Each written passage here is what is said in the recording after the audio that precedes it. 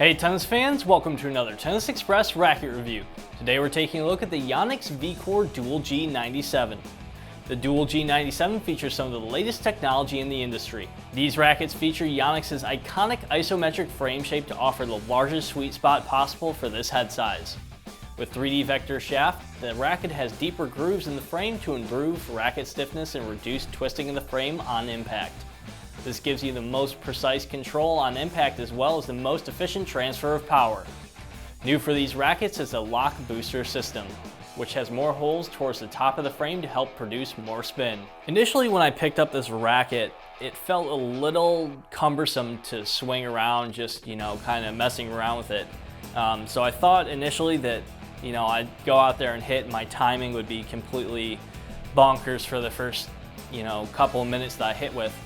But to my surprise, once I got out there, this racket was spot on. My timing wasn't affected at all. It's extremely stable racket. I did shorten up my swing a little bit to adjust for my timing at times, and I found it to basically the mass of the racket just helped me put the ball exactly where I wanted to put it. It's not too difficult to swing, but it's definitely not for an intermediate player. This is definitely a racket for an advanced player.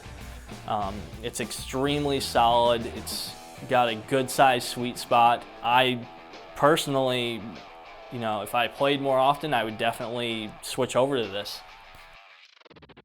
Next up, we've got Jolie. What did you think of this racket? I liked it. I thought that it was a little heavier than the racket that I normally play with, but I thought that despite the weight of the racket, I really liked it. And I thought that I could control my ball and I had a lot of power and spin on it. I think this is probably one of my favorites out of the 97s and probably out of the Yonex rackets in general, just because I did like the weight, I liked everything about it. Compared to my personal racket, this is a little heavier.